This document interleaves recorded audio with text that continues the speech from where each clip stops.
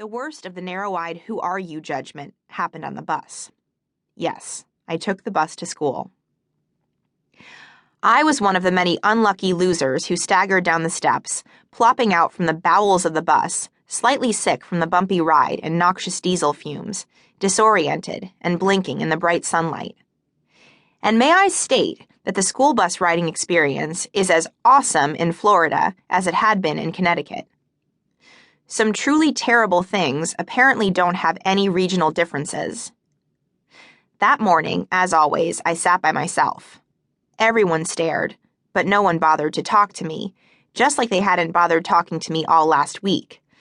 As the bus approached the school, I aimed my eyes out the filthy window, watching as the early morning sunlight created shadows that offered me brief glimpses of my reflection. I could already see that my glaringly not blonde hair was doing its crazy crap. Mother Nature had blessed me with curly red locks, something for which Mom insisted I should be grateful. But with the Florida humidity, I didn't feel like thanking anyone, especially since I could feel my coils of hair frizzing up and out at an alarming speed. By the time I got to homeroom, I'd look like Bozo the Clown at a metal concert. "Who's the redhead?" I heard a girl whisper behind me, after the bus wheezed to a halt in front of Coconut Key Academy. I didn't bother turning around. It was all I could do not to attempt to smooth down the red hair in question. "That's the new girl," another girl said from a few rows back.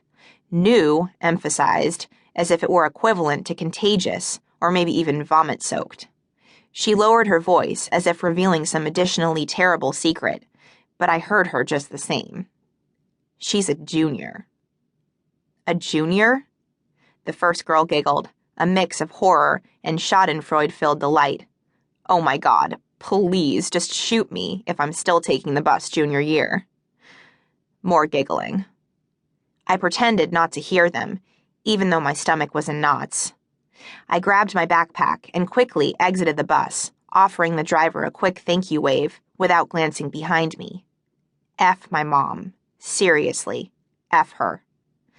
It was bad enough being here, and being new, and being hot and miserable, but I still wasn't allowed to get my driver's license, especially not now, and, if Mom had her way, not ever. Back home in Connecticut, it wasn't a big deal because I'd had friends who already had their licenses. Nicole, for instance. She'd driven me everywhere. But here, in the land that time forgot, I was destined to ride the bus until the end of senior year, friendless and alone, and mocked for it. It was then, as I was blinking back my tears of despair, as I was about to stagger away to find a bathroom to cry in, that I nearly got knocked over. "Ugh," I said, as I wildly flailed and stumbled to keep my footing. All I needed to cement my status as loser junior who rides the bus was to add loser junior who faceplants in front of the entire school before homeroom to my resume. A girl in a trench coat had plowed into me as she'd stormed by, and even though she was shorter than me and looked like a kid playing dress-up in that massive coat, I was sure that I'd have a big old bruise on my arm from our encounter. Miracle of miracles, I stayed on my feet as the girl kept speed-walking toward the entrance of the school. "Hey," I called out after her, my heart thumping inside my chest as I threw my arms up in exasperation. This near-death experience had been the last straw. My anger dried up the unshed tears that moments earlier had blurred my vision. "Aren't you going to at least apologize or something?" The girl in the trench coat stopped and turned back to look at me, and I saw she was also wearing camouflage print cargo pants.